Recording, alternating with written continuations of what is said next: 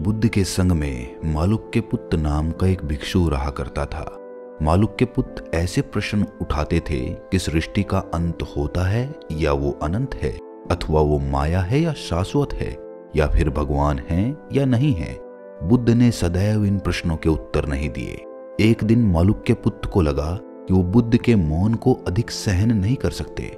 उन्होंने संकल्प किया कि अब आखिरी बार मैं उनसे प्रश्न करूंगा, और यदि उन्होंने उत्तर नहीं दिया तो मैं उनसे निवेदन करूंगा कि अपनी प्रतिज्ञाओं से मुझे मुक्त कर दें। बुद्ध मिले तो उसने कहा, गुरुदेव, यदि आप मेरे प्रश्नों के उत्तर देने पर सहमत होते हैं तो मैं आपको अनुगमन करता रहूंगा, किंतु यदि आपने उत्तर नहीं दिए तो मैं संग त्याग दूंगा।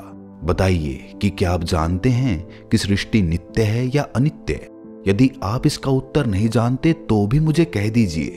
बुद्ध ने मालुक्य पुत्र की ओर देखकर कहा, जब तुमने मुझसे प्रवज्ञा देने को कहा था उस समय क्या मैंने तुम्हें ऐसे प्रश्नों के उत्तर देने का वचन दिया था? क्या मैंने तुमसे कहा था कि तुम भिक्षु बन जाओ, मैं तुम्हारी आध्यात्म विज्ञान की समस्याओं का निदान कर दूंगा? नहीं गुरुदेव, आपने ऐसा नहीं कहा था। तब तुम अब मुझसे ये मांग क्यों कर रहे हो?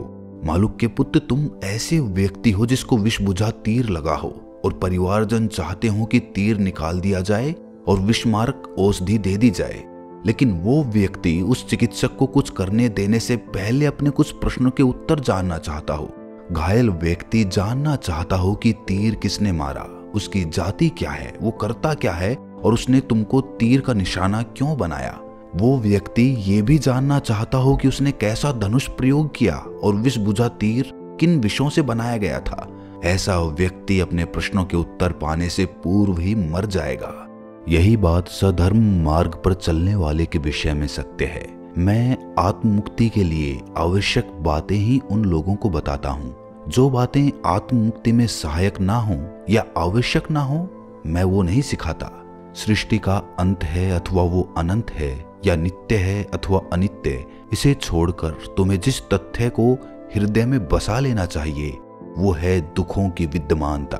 दुखों के कारण हैं और उन कारणों को समाप्त करने का मार्ग बताया जा सकता है। जो शिक्षा मैं देता हूँ वो शांति और मुक्ति प्राप्त करने में सहायक होती हैं। जो बातें सधर्म मार्ग द्वारा आत्ममुक्ति में सहायक न होने वाली हों, ऐसी किसी भी बात का उत्तर मैं नहीं देता। बुद्ध के जीवन की ये घटना उन लोगों के लिए बड़ी सीख है जो ना जानते हुए भी जरूरत से ज्यादा बोलते हैं। आवश्यक नहीं है कि हर प्रश्न का उत्तर दिया ही जाए, ना ही आपकी कोई मजबूरी है। ऐसे लोग अक्सर अपने लक्ष्य से चूक जाते हैं जो दूसरों को उनके लक्ष्य तक पहुंचने के रास्ते बताते हैं।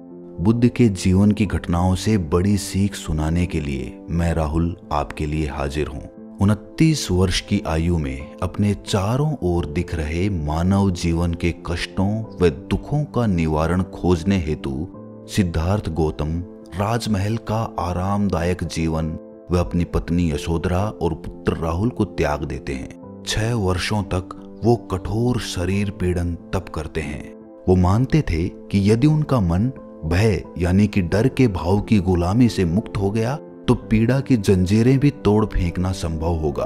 कभी कभी वो अपने जबड़े भींचकर जिह्वा को पलटकर तालू से लगा लेते ताकि इच्छा शक्ति के द्वारा समस्त भयों और आतंकों का दमन कर डालें। शरीर पसीने पसीने हो जाने पर भी वो तनिक हिलते डुलते नहीं थे। सिद्धार्थ ने नदी में स्नान करना और भोजन करना भी छोड़ दिया था। किसी किसी दिन तो वो पेड़ से गिरे किसी अमरूद को ही खाकर रह जाते अथवा जंगल में सूखे गोबर के टुकड़ों को ही खा लेते। उनका शरीर एकदम क्षीण हो गया था और हड्डियां हड्डियां निकल आई थीं, जिनसे चिपकी त्वचा लटकने लगी थी। पिछले 6 महीनों से उन्होंने ना तो अपनी दाढ़ी बनाई थी और ना बाल काटे थे। जब भी वो अपने सर पर हाथ फेरते थे तो ढेर सारे बाल उखड़ जाते, मानो खोपड़ी की त्वचा में इतनी भी शक्ति नहीं रह गई हो जो उन बालों को जमाए रखती। और तभी एक दिन जब शमशान में बैठकर वो साधना कर रहे थे तो सिद्धार्थ को जैसे झटका लगा कि आत्मज्ञान प्राप्ति की दृष्टि से घोर शरीर पीड़न तप का ये मार्ग कितना भ्रांतिपूर्ण है। शरीर से अत्याचार करना चित्त के साथ भी अत्याचार करना है। उसी दिन उन्होंने निश्चय किया कि साधना काल में वो शरीर पीड़न तप की विधि त्याग देंगे और नदी के उस पार वन में ही किसी शीतल स्थान पर बैठकर तपस्या करेंगे। स्वयं ही सधर्म का मार्ग खोजने के लिए उन्होंने परंपराओं और वेद शास्त्र की शिक्षाओं पर निर्भर रहना छोड़ दिया था। बुद्ध के जीवन से हमें दूसरी सीख यही मिलती है कि अपने विवेक का प्रयोग करके सत्य और असत्य में भेद करना सीखो। किसी ने कुछ कहा, किसी ने कुछ धर्म ग्रंथ में लिख दिया, सिर्फ इसी को प्रमाण मानकर उसको सत्य मत मान बैठना। अपने विवेक का प्रयोग करके देखो, समझो और आगे बढ़ो। अपने जीवन काल के अगले 45 वर्षों तक तथागत बुद्ध उत्तरी पूर्वी राज्यों में घूमते रहे। उनके संग में हर धर्म, संप्रदाय और जाति के लोग थे। पीड़ा यानी दुख और निर्वाण यानी दुखों से मुक्ति पर ही उनकी शिक्षाएं निर्भर होती थी और इसीलिए ज्यादा से ज्यादा लोग उनके संग से जुड़ते चले जाते थे। भारत में अपना जीवन बिताने वाले सिद्धार्थ का ज्ञान दूर देशों तक फैला हुआ था, जैसे तिब्बत, नेपाल, चीन और अन्य कई देश। तथागत बुद्ध के ज्ञान का आधार पंचशील यानी कि 5 नियम है। पहला शील है जीव हिंसा से विरत रहना। इस शील का पालन करने से करुणा भाव जागृत होता है। सभी प्राणियों को मृत्यु का भय होता है। जैसे हमें अपने प्राणों का मोह होता है, उसी तरह हमें अन्य प्राणियों के प्राणों को समझना चाहिए।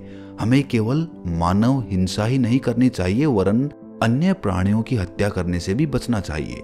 यदि हम अपने हृदय में प्रेम का भाव रखें तो हम कष्टों को कम करके अपने जीवन को आनंदपूर्ण बना सकते हैं। यदि प्रत्येक नागरिक अहिंसा का व्रत ले ले तो राज्य में शांति रहेगी।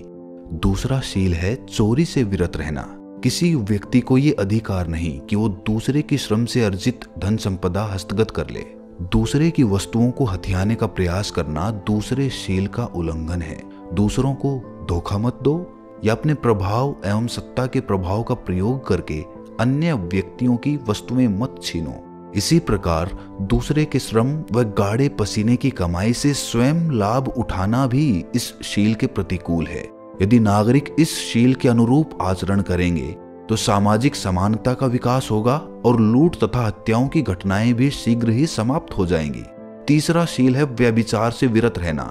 शरीर संबंध केवल पति पत्नी के बीच रहने चाहिए। इस शील का पालन करने से परिवार में विश्वास और हर्ष बढ़ता है और दूसरे लोगों को अनावश्यक कष्ट से बचाया जा सकता है।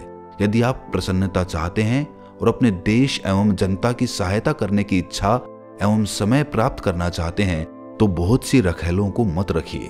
चौथा शील है असत्य भाषण से दूर रहना।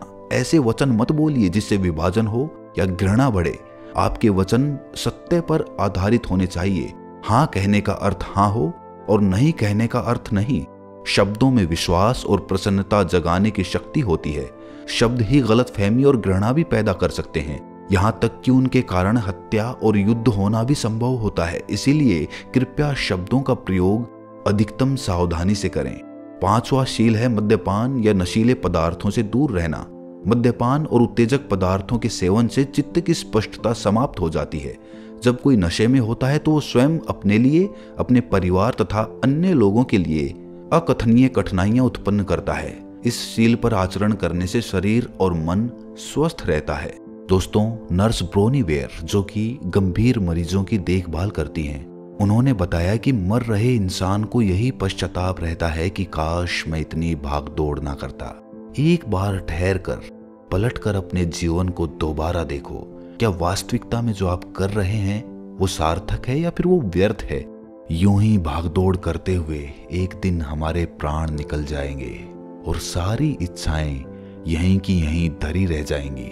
थोड़ा ठहर कर शांत मन से सोचना कि वास्तविकता में जीवन क्या है, उसके मायने क्या है और भरपूर तरीके से जीवन किस प्रकार जिया जा सकता है, उसके असल मायने क्या हैं।